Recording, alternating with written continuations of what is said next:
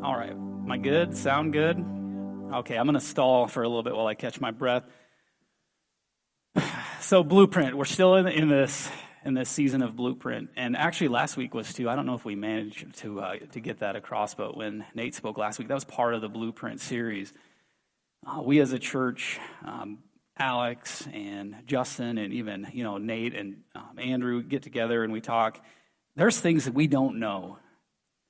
And many of us are in our 30s. Many of us have been Christians for 30 years, and there's still things about, biblical things about faith that we don't know. So that's what this series is. I think Nate covered faith beautifully last week. This week we're going to look at another biblical word. That word is honor. And I'm going to stop here for about 30 seconds. I want all of you to just meditate on this word for a second. And I'm going to get your feedback. So don't just treat this as, there's a test at the end of this. Let's put it that way. So for 30 seconds, think about this word. I'll stop talking, I promise.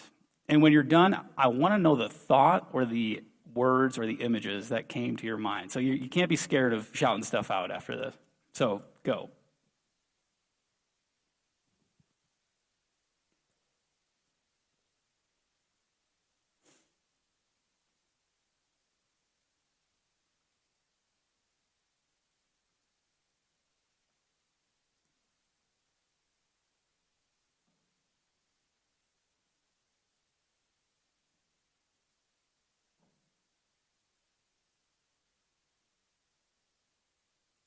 All right, that feels like 30 seconds. Maybe I did. Whose kid is that? So, church, as you sat and thought about that word, one at a time, what comes up? When you hear honor, when you hear the word honor, what comes to mind? Loyalty. It's a good one. Worthy? Love? Sacrifice? Giving God your first? Integrity? Esteem? You read the notes? Anyone else? Anyone have an image that came up, like a very visual? Where's Carrie? Come on. Nothing? A king. She might be cheating too. What'd you say? A judge. All right. You guys get like a C+. You're supposed to read my mind. So the word honor, when I think of this, and this has been like a theme in my life forever, I think of this king sitting on a throne, and I think of myself in armor, like Knights of the Round Table, like I am serving this person. Whatever I do, my actions will honor this person. And for a long time, that's how I approached my relationship with God. It's just everything that I do, I'm serving him as a knight. I'm like, you almost fight with the armor of God, right? And the sword of truth. What's the shield? Faith? All right. You better get it out now because the feedback piece is ending. So that's the image that I had. I think several of you captured a piece of that. But I think the Bible, it's really difficult to read through the Bible and not come across the word honor or the concept. It doesn't always state it. I think one of the mistakes we make when we look for scripture about a topic is we look like keywords, like let's do a control F, let's find that word and let's find that verse. But there are many verses that cover topics in concept and we miss out. And I think honor is one of those. And we'll see that today a little bit, maybe doing a little replacing of words to see it. But the word honor comes up a lot in the Bible, and I think it truly is a biblical word. It's rooted in God himself. If God didn't exist, honor probably wouldn't exist either. Granted, we probably wouldn't either, but so that's how I see it. And that's kind of the vision I have in my mind of I am, like there's this king on a throne, and my mind isn't that great with coming up with stuff like that. I'm not too great in the creative arts side, but like I just imagine myself, like if you think of a knight, like bent over on his sword, like that's what I'm thinking, all right? So we'll move in then. What does the Bible have to say about honor? Very specifically. And you're not even going to need your Bibles today because everything I talk about is going to be up there. If I see you on your phone, I'm going to question why. And if you wonder why this feels like a word or a work presentation, like I'm giving a presentation at work, well, that's just how I do it. It'll make more sense in a bit too. So what does the Bible say about honor? So let's start out in the book of Samuel. So 1 Samuel 2:30. And to give you a little background here, this is in the context of Eli, who is the priest at the time, and he's got these two sons. Was it Hophni and Phinehas or something like that? So these guys are probably the worst sons you could have. If you meet any of these definitions, you're a bad son. But the Bible specifically calls him out, Eli, the head priest at the time in this place where Samuel is serving, as lazy and a glutton. He was overweight. He really liked food. And he unfortunately passed that in some degrees to his sons. And then it specifically calls out his sons as manipulative, worthless. That is a quote from the version that I read. They were worthless. I don't want to be known as worthless. And maybe most importantly, or the worst of all, is they dishonored the Lord. I think we'll get to the end of it today and you'll find out why that one might be the worst. And to give you even more context on how bad his sons were, they took advantage of women that would come to the temple. And I don't mean like they took their purses. That part to me, just like, I couldn't believe it. I'm like, why would they do that? That hurt my heart to hear that. Anyway, in that context, and remember, Samuel's serving under this guy. Remember, Samuel was dedicated. His mom had a run-in with Eli many years before that wasn't that great either, and she chose to honor him. And she ended up giving his son, or her son, to Eli to raise, right? So Samuel is kind of, what would you say? He is underneath him, like an apprentice is how I would say it in today's terms, underneath Eli, right? So Samuel's learning. Why am I looking back there? See, you can tell I've never done this. And so there's the context. That's what we're working with right now. That's the picture. That's, if you're really good at imagining stuff, that's what you see. And in that context, the Bible says in 1 Samuel 2:30, I will honor those who honor me. This is God speaking, right?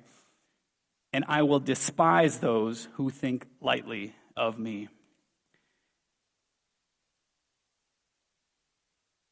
You guys remember in school when we had timelines? I think it was a timeline or a number line. And it was like you did the circle and then like the arrow going for a positive number. And sometimes if you were really crazy, you'd have the negative number too. Try teaching your kids negative numbers, by the way. That really hurts. So we're going to do our best today. So if you imagine honor is on a timeline, and if you think about it, it's a continuous in either direction. I think a lot of times we might look at honor and we forget that there's a possibility of dishonor. And that can continue as far as you take it. And honor can continue as far as you take it that direction. You're not bound by zero for you math geeks. So think about honor in that way, that you can go in one direction a long way or in the opposite or dishonor direction in the other way as well. And you don't want to be in the dishonor direction. But let me read that again. I will honor those who honor me. It's God speaking. I will despise those who think lightly of me. So if you're on the thinking lightly of or dishonoring side, your reward is right there. A couple of other points to cover here real quick while we set the stage for what is honor and what does God think about honor. Is what's a definition of honor? And I think this is where you saw the notes, but high respect and great esteem are two definitions or other ways of saying the word honor. So I would say replace it in those. So I will hold in high respect those who highly respect me, or I will hold in great esteem those who greatly esteem me. Are we doing that today? So think about that. And then the other word there that I have highlighted is despise. I didn't like the definitions for despise. They didn't seem strong enough, so I grabbed a couple synonyms there. Hate. Raise your hand if you want God to hate you. I didn't think so. Even to find intolerable. When I tend to find something intolerable, I avoid it. I separate myself, right? I get away from it. So kind of reread that verse in that sense, and we'll do that here in a second. So this is easy enough, right? It's pretty straightforward. Honor God, he'll honor you. Dishonor him, and, well, he won't, or he will dishonor you. And I would say most of the time in the past, we've probably just said, okay, that's great. This is perfect. Let's move on. But there's a piece we miss. And it's that last line up there. And Alex actually touched on this. I don't know if he meant to when he was reading through earlier when he talked about the gifts, the blessings. Was that in the pre-huddle? I might be jumping. Anyway, it's a theme that you should have seen for like the last 6 weeks, maybe plus. The Old Testament has promises. And Nate, you're actually really good at reminding me of this in our conversations, that the Old Testament has promises for the Israelites and for God's people. Guess what? That's us. More than 2,000 years later, that's still us. We still have promises. So what is the honor we will receive?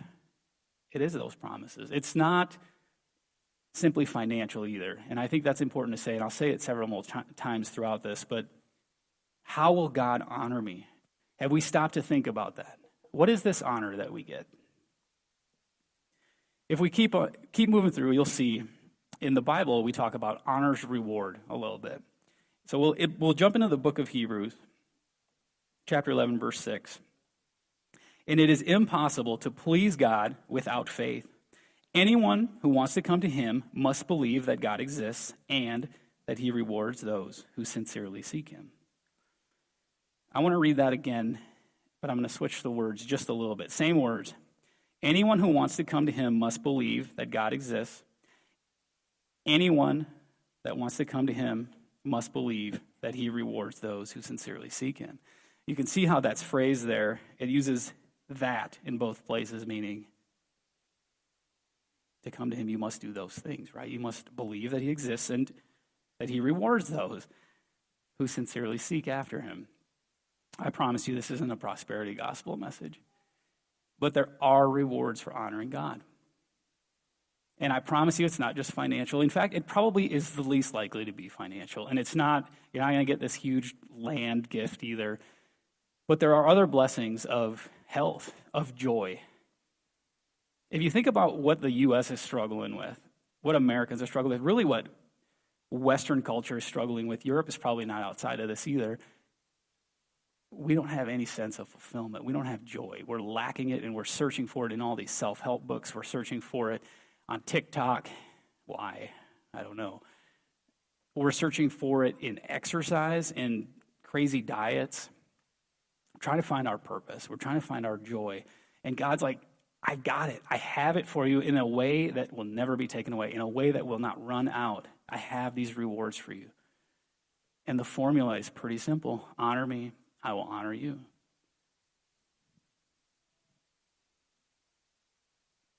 Next, James. I put this in here because if you question whether anything God gives is good or bad, let's put that to bed right here. So don't be misled, my dear brothers and sisters. Whatever is good and perfect is a gift coming down to us from God our Father. If you get something good, if you get something like, oh, this is perfect, it's a gift from God.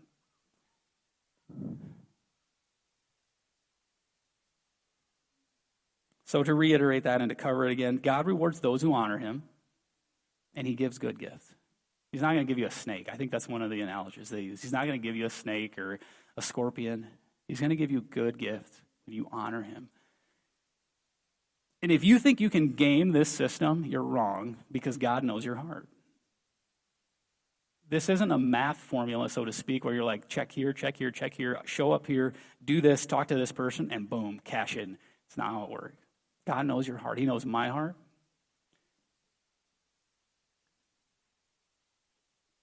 And in the end, he will deliver according to the honor that you give.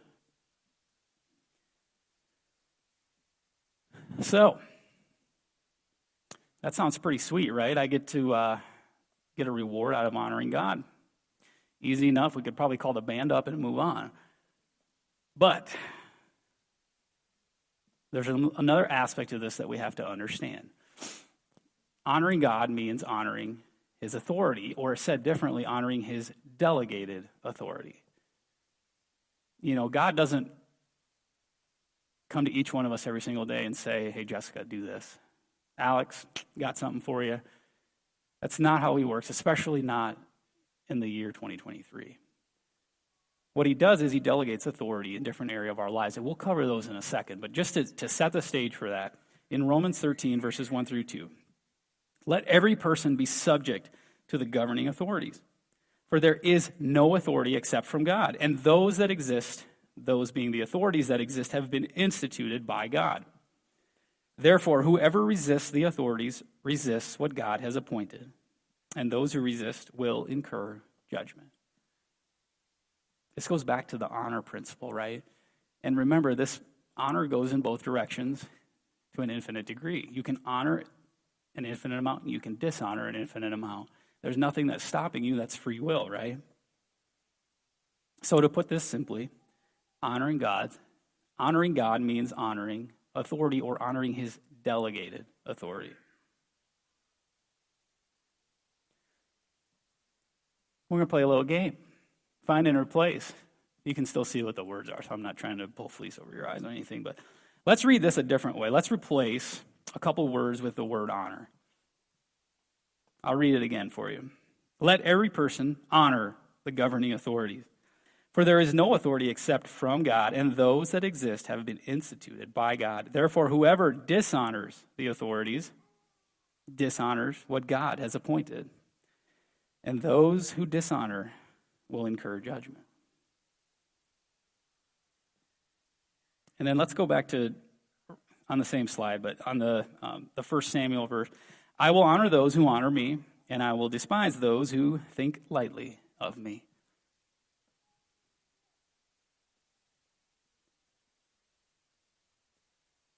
It's a lot. So when we honor authority, we honor God because he is the one who delegated authority in the first place.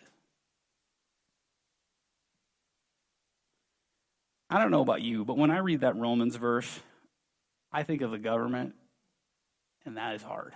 That is very difficult.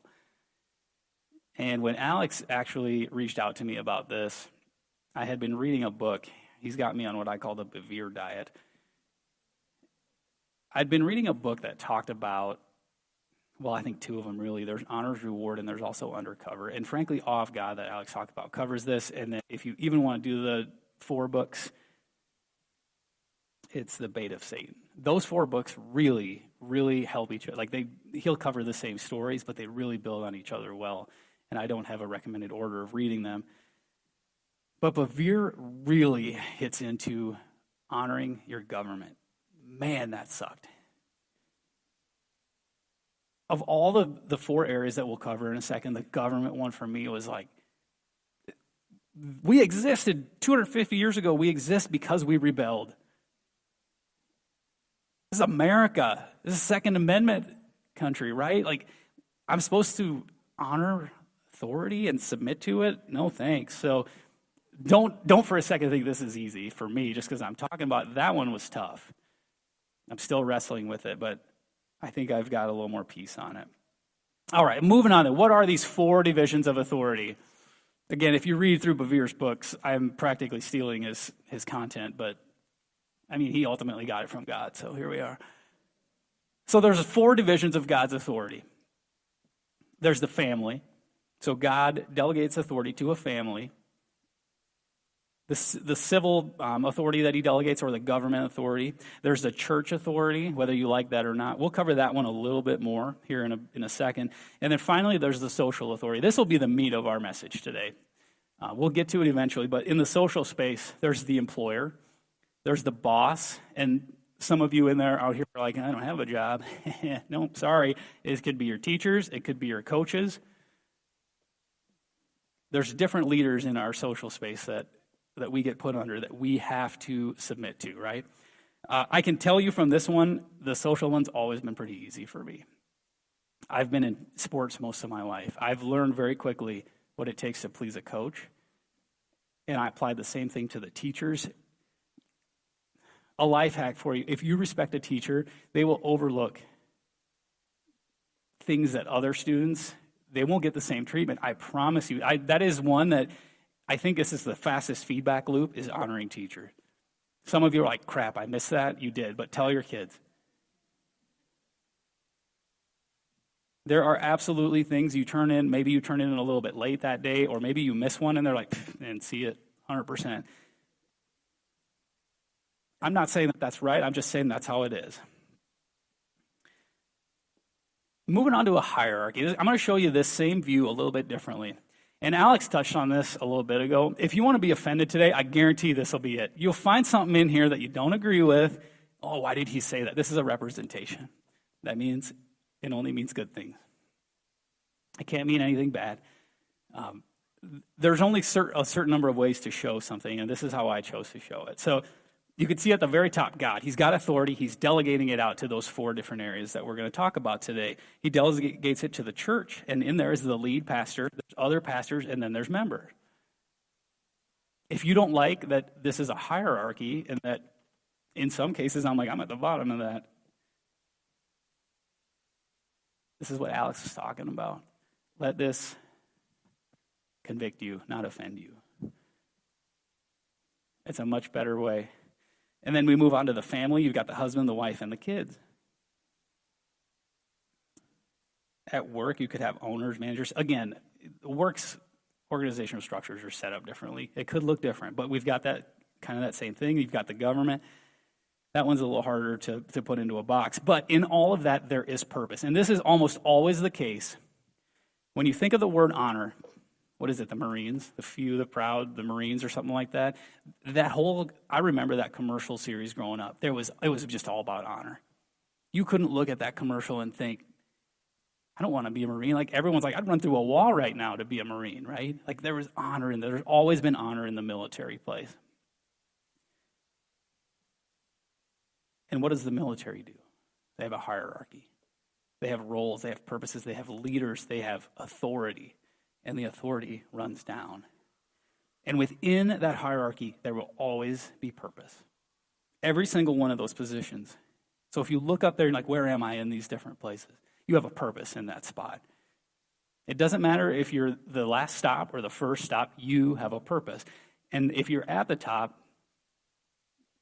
you also have a lot of responsibility. And not just earthly, but biblically, you have a lot of responsibility to care for the people below you. So we've got purpose in these different roles. The honor will flow up and it will flow back down. That one was a little harder to put on there, so I'm not that good at word art, but there it is.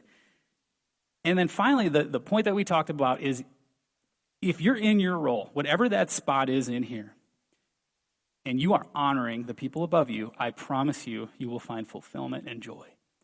And if you've been lacking that in the 2 areas that we cover today, it's going to be all 4, but I don't have time to cover all of them. If you are lacking fulfillment and joy at church or at work, it's because you're not honoring in a godly manner. 99% of the time. There are certainly times where you just got to get out because it's toxic. And we'll cover that too in a little bit about an example of that, of when that's appropriate, when it's not. Hint, most of the time, we're just offended. Offended is the word I'll use before I get myself in trouble. All right, moving on then. So let's touch the church one. I'm going to stop on this space for just a bit because I think it's worthwhile. But honestly, as I was preparing this message, this was going to be my spot, and I just didn't feel it. I didn't feel this church needed it to the degree that we need the other one. And that was hard because I really wanted to cover this. So I'm giving it a slide. We're going to talk about it for one slide. The other day, a couple weeks ago, I should say, actually, Alex talked. He was up here and he said, you all went to college with me, or you knew me in college. What did they say about a prophet? He's respected everywhere but his hometown. There's a danger in knowing someone in their developmental years and then taking them seriously when they're older. I didn't know Alex in college. I don't have that problem. I met Alex as a student, as a youth leader, as a youth minister. Why can't I think of the word? So I didn't get to know him in that way. So my respect for Alex has always been there. I didn't know the Alex of college. And frankly, I'm glad Alex didn't know the Brandon of college, because that'd be a lot of baggage for us to carry around. So we got to start in a good spot. And I only bring that up don't view Alex as college Alex. He's the leader of this church. He is Pastor Alex. Where's Andrew? He hiding? Right there. Did you know that Andrew is Pastor Andrew? Does that hurt to say? You should practice these when you get home. Where's Stone? You know what? It's Pastor Stone. You ever called Stone Pastor Stone? I think I did the other day, and I almost fell over. Eleni won't like this. You know it's Pastor Eleni? I want to tell you guys a quick story. This wasn't part of it, but she's sitting up front, so she deserves it. At prayer night the other night on Tuesday, if you haven't been to that, I would highly recommend it. But I showed up, and I was sitting, let's say I'm here, Eleni was sitting over there, and all of a sudden this feeling came over me like, if she doesn't pray over you for this message before you leave, something's wrong. Like, she's going to. Or if she doesn't, you need to ask her to. And I was like, whatever, that's nothing. And it kept coming up. It was like 5 different times. This feeling came over me. I'm like, whatever, it's no thing. And then we did like a group prayer, and Eleni's like, Brandon, I want to pray for you. I'm like, okay.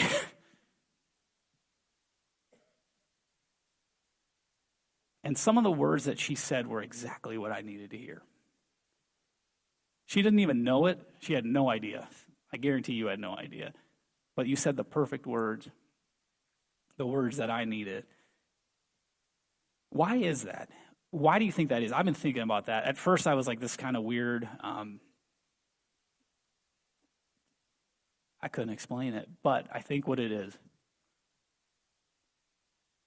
you are a pastor on this staff because Alex said that you were, and Alex has authority. He delegated authority to you, and me being in this church, you have authority over me. And I needed, for some reason, I don't know why, maybe for this message, I needed you to say, Brandon, I give you permission. If that is weird to you, it was weird to me. But I think we got to start thinking more about that, just absolute reverence for the pastors in our church. All that to say, a good test. A pastor should not seek or demand honor. We go back to Eli's son. I want to say Phineas and Ferb. I don't know why, but they deserve it. What did they do? Exactly those 2 things. They sought after honor. They made people give them their offerings and food. They took advantage of women. They demanded things.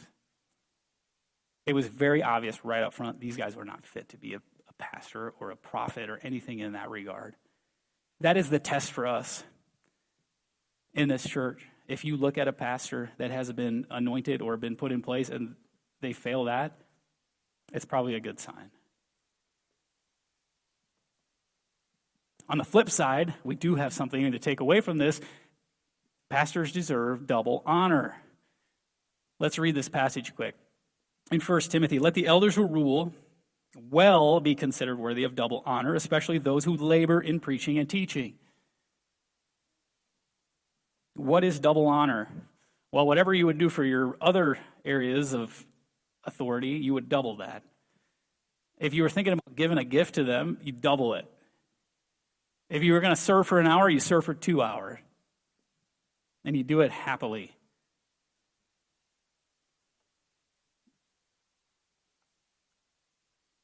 Is this how America works today? It's not.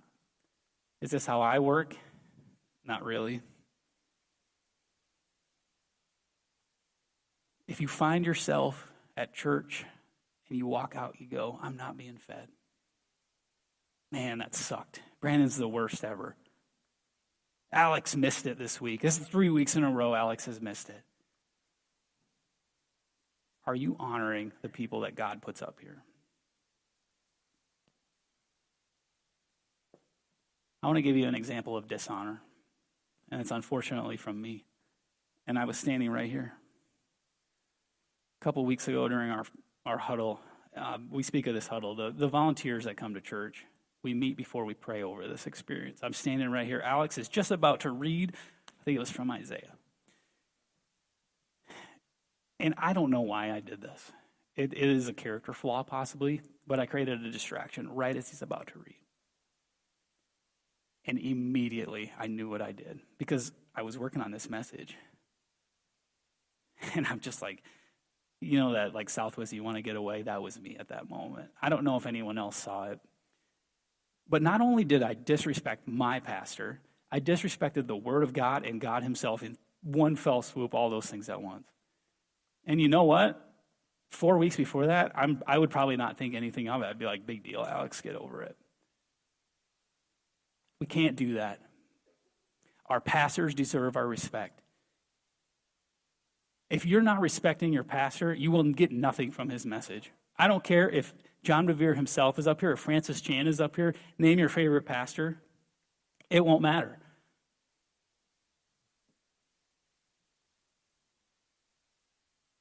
And I am not above this. You can tell I failed less than 8 days ago in this space, preaching this message 7 days later.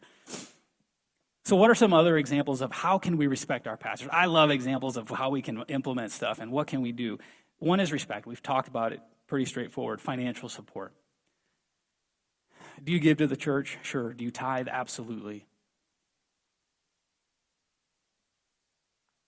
Double honor might mean that you do something for your pastors that maybe it doesn't make it to your tax return. There's actually a story in one of Bevere's books where he's a guest speaker at a church, and they hadn't really been giving that well. And he's preaching that day. He's like, they normally collected an offering for the speaker, and that's what he would take. He said, no, today here's what we're going to do. 2 things. Number 1, this offering is not for me. It is for your pastor. Number 2, this isn't going through your taxes. You're giving this today cash. It was the largest offering they ever received, 3x. Like at 3x their previous offering. And not a single one of them got a tax benefit off of it. If the reason we give is because we get a tax write-off, it's the wrong reason. It's a nice benefit, but folks, God is going to multiply. He's going to honor you. And I guarantee he honors you more than the 1% break that you get on your taxes.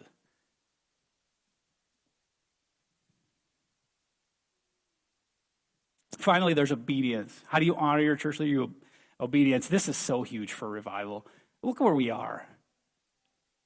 We're not in some Taj Mahal building. We're halfway across town, if not further, for most of you. Some of you live in another state, yet here you are. You're planted in the house of God. You're planted where you've been called. And you're going out of your way. You're uncomfortable. You're driving through snow. You name it. Here we are. That's what it takes. It takes obedience. If God has called you to revival, you will follow it wherever you go. I need to record these words and play them back to myself someday. If you've been called to this church, follow it. Be obedient to Alex. Wherever he leads us, that's where we will go. Is it inconvenient because you don't take a half-block drive to get to church? Yes, it is. But when you're here, you mean it.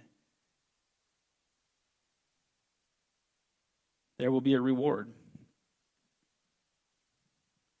You know I've stayed too long on one slide when my screen locks. And finally, trust. This is, again, the trust piece. Well, Alex is like, we're going to here. We're going to be at this place for 4 weeks. Just trust that he knows that he has gotten that word from God. I'll finish on this. Remember, our pastors deserve double honor. What are you doing? When you see that their kids need help, you jumping in. When you see they need a babysitter, you jumping in. This is a very special call for our pastors. But don't forget, they should not seek or demand any of this. We need to give this freely. Next, honoring our civil leader. I won't lie. There's not a great verse to sum all this up. So I'm going to use one, and you're probably going to say he's not talking about normal workers or bond servants. Okay, you got me. In 1 Timothy chapter 6, let all who are under a yoke as bondservants regard their masters as worthy of all honor, so that the name of God and the teachings may not be reviled. I think that second part says it all. If your work ethic is anything other than as high as it can be, and people know you go to church, go to revival, guess what that reflects poorly on? It reflects poorly on this church, and it reflects very poorly on God. I mean, if that's the depth of your relationship where you don't care about anything at work, I'm really passionate about this one because I see it. I've been a manager of people for 5 years.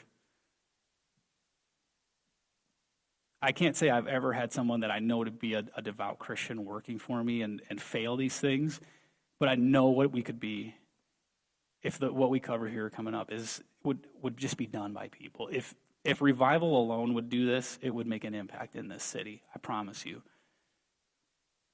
How many here work outside the church, like you're employed somewhere else? Raise a hand. Is your hand hurt, Caleb? There we go. So that's most of us, right? So most of us have an opportunity. I say opportunity, you probably don't view it that way, to serve or be under the authority of a manager of some sort. I hope you start viewing it as an opportunity, because what it is you are honoring God by honoring that person. How incredible. And guess what? You see this person 5 days a week, and you'll see here really soon how often you actually do see these people. So if we look at a weekly time allocation, and I am guilty here of using my own, this little beauty of a chart, thank you, Microsoft Excel. Most of us spend about a third of our week sleeping. If you don't, I don't know what's wrong with you. Next up, we spend about a quarter of our time at work or engaged in work.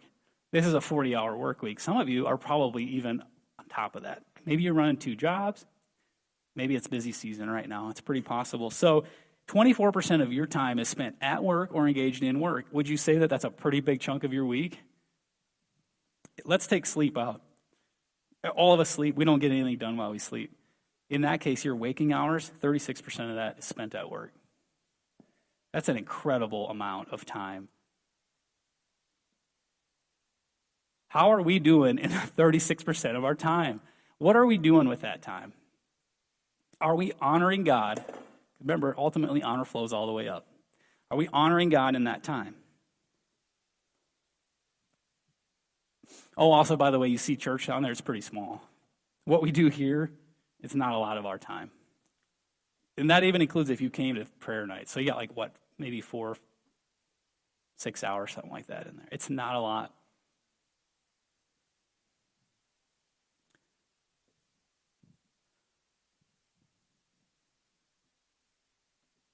All right. Dishonor at work. These are the observations of Brandon Wipf over his time working in finance, mostly banking. If you are doing any of these things, you need to stop. And rather than just give you the negative one, let's talk about some different ways of doing it. They're stealing. If you have to be told what the opposite or the alternative is to stealing, please see me after. There's complaining. This one is, it's so easy to complain. This sucks. The break room is closed. Can you believe we had to come in 5 minutes early today? Can you believe we're even working today? It's Black Friday. I think everyone should work Black Friday. Instead of complaining, try praising. Find something to be thankful about, something good that happened that day, something good about someone. Praise a person. Be thankful. Show up and say, you know what? I'm glad I could come into work today because there's people who can't. Find something to be thankful about. Next, undermining. This is a big one. Someone has a project. This is universal. This applies to any business. It's not just banking. Someone has an initiative, a project. This comes a lot from the CEO wants to do something. People on the front lines no, we're not going to do that. You undermine it. You find ways to make it break, to make it not work. If this is you, stop it. Remember, God appoints all authority. All delegated authority is Him. That person is there because God put them there. It's not for you to decide that they should or shouldn't be there. It's for you to honor them. And if what they're doing is against God's will, you can at that point exit.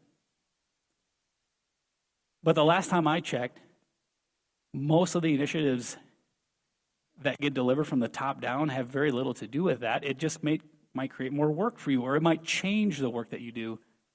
Don't undermine it. Champion it.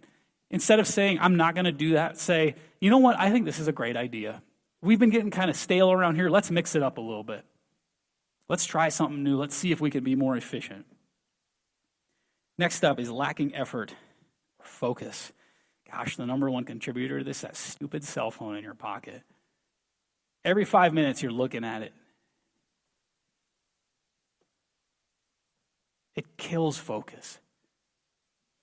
There's other things too. Obviously, you could surf the web, but man, the cell phone is just this thing that we can't get past it. Put it away. Truancy. What a funny word for being late. Be early.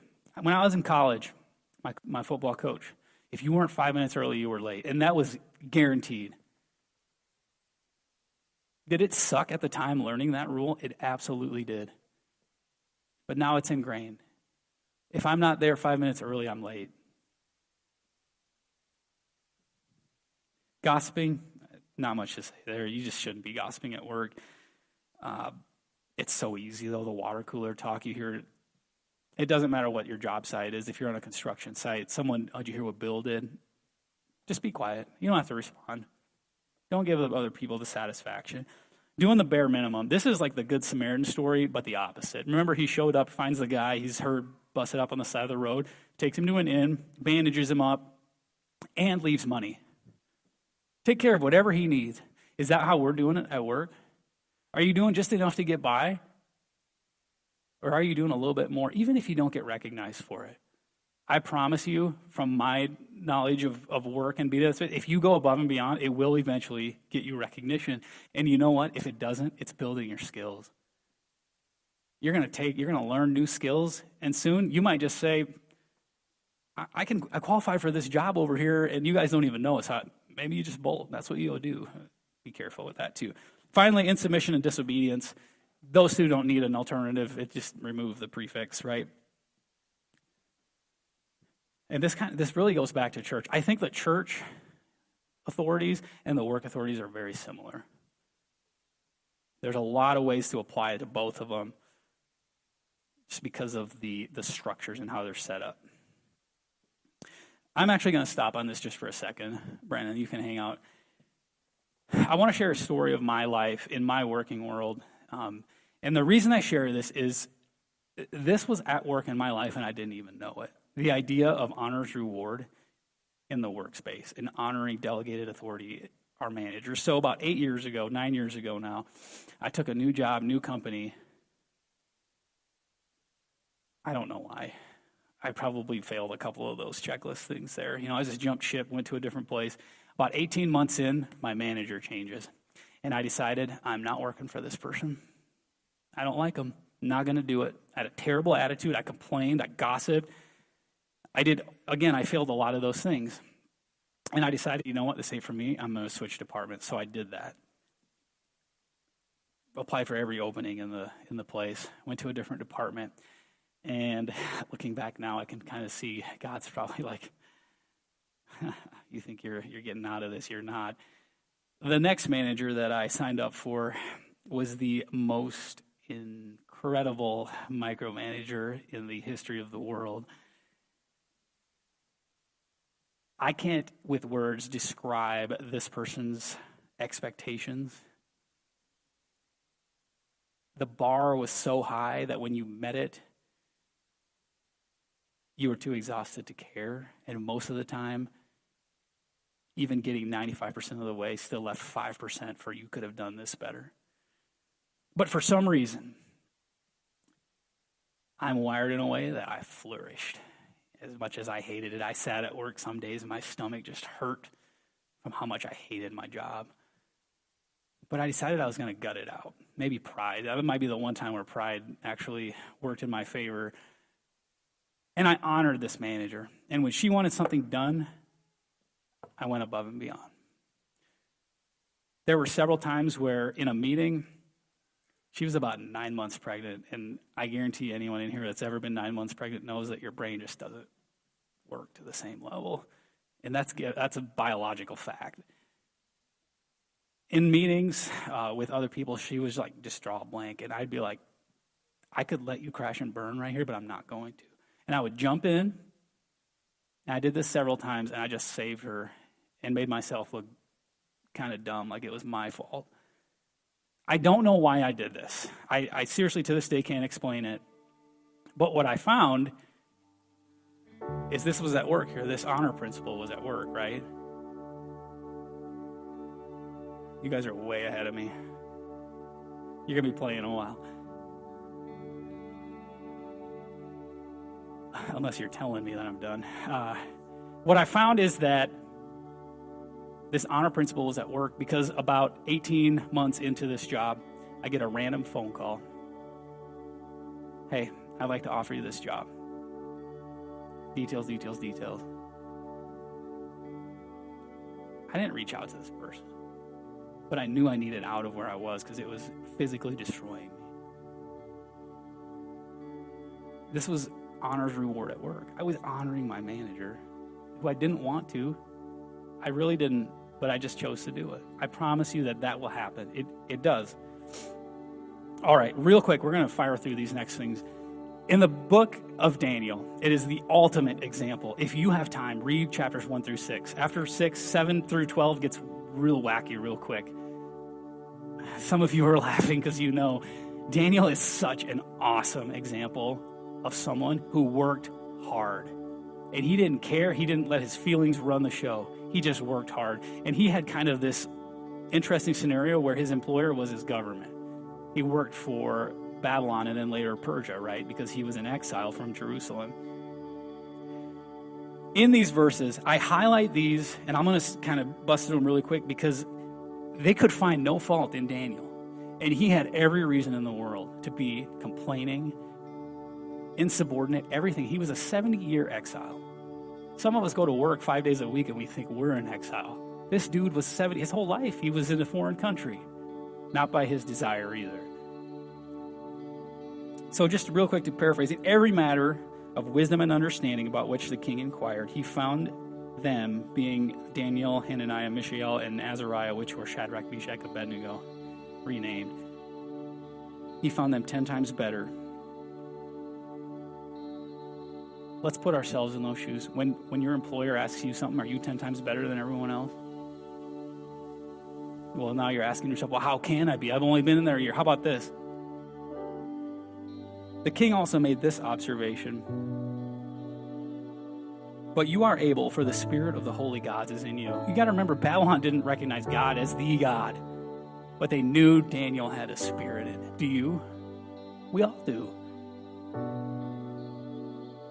Every one of us can have this at work, and we can let people see it by our work ethic. Finally, on the last one there, I included this one more for anything, that very last sentence. Because the rest of you are like, I don't need to interpret dreams. I don't work for that kind of place. I don't need to explain riddles. Batman's not my enemy kind of thing. But guess what? How many of us need to solve problems at work? Work is one big problem. That's what we're there for. We're there to solve problems. If you can solve problems better than the next person, you will be successful. And that's what Daniel could do. Why could Daniel do it? He had the Spirit of God in him. He was just a normal guy. Like, he had no special upbringing, but he was faithful, and he honored God in everything he did. Moving on then real quick. I want to point your attention first to that lion at the top right. That thing is not cute. It's eating a big piece of meat, too. I don't want to be in a den with a bunch of those. I don't care if their mouths are sewed shut. They have other weapons. Claws, she said. A couple more things about Daniel, the way that he was described. So they tried getting him to worship the golden statue, but he didn't. And so these officials come and say they could find no ground for complaint or fault because he was faithful and no error or fault was found in him. Is that you at work? Can your coworkers say this about you? Can they say that about me? Whew, that's a big one. That is an incredible bar to set, but it's possible because Daniel did it. And in the way that Daniel approached his work, we can see that he prospered during the reign of Darius and the reign of Cyrus. I can tell you from reading through Daniel, he served under 4 kings. Nebuchadnezzar, his son Belshazzar, is that it? Something like that? Perfect. That was right, just trust me. Finally, he served under Darius, and then I think his final one was Cyrus. 2 Babylonian kings, 2 Persian kings. But you know what didn't change during those 4 leader changes? His approach.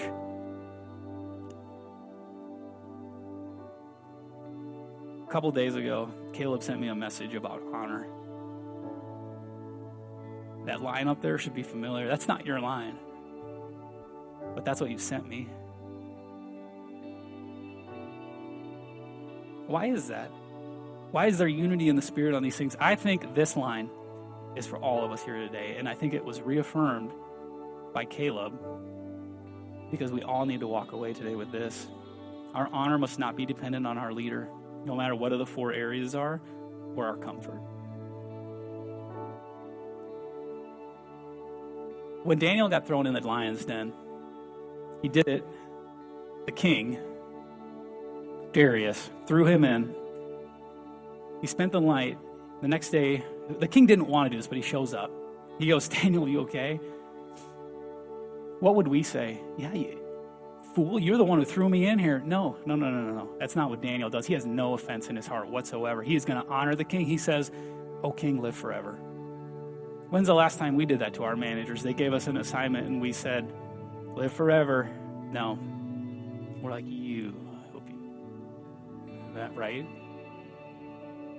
I don't know how he did it. Honestly, like that level of humility and the just refusal to be offended is incredible to me.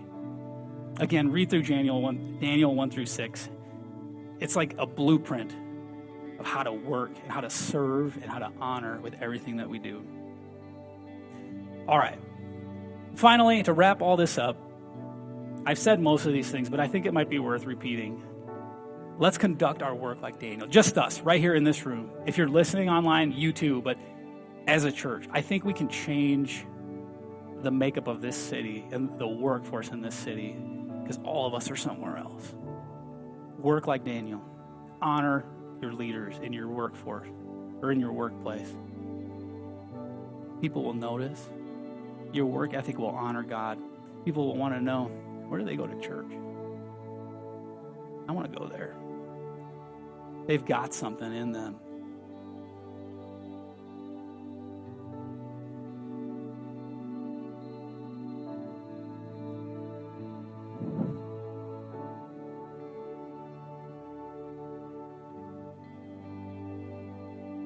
I can tell you from being a manager and from reporting to people I didn't want to, the honors reward principle that we talked about, it's real. Do the work. Work hard. I don't care if this is your first day. Don't be offended. Don't let offense get you. Don't let offense permeate your workplace. Refuse to be offended. Honor your managers. But I'll also say this, if your managers, if you look through Daniel, there's 2 instances where the kings say, dishonor God, and they said, no, we're out. But you know what? They didn't do it disrespectfully. Shadrach, Meshach, Abednego said, we respect you, king. We respect your request, but we're not going to do it. And they refer to him in a title, O king. They don't say, you fool. They still respected him. And same thing with Daniel, not just on this occasion that we had here, but also when he was asked to pray to the idol, he said, I can't do it. We can be respectful in disagreement.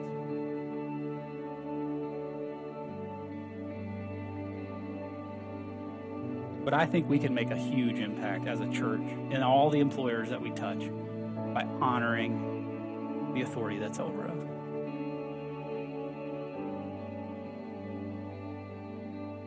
It's all yours, Andrew.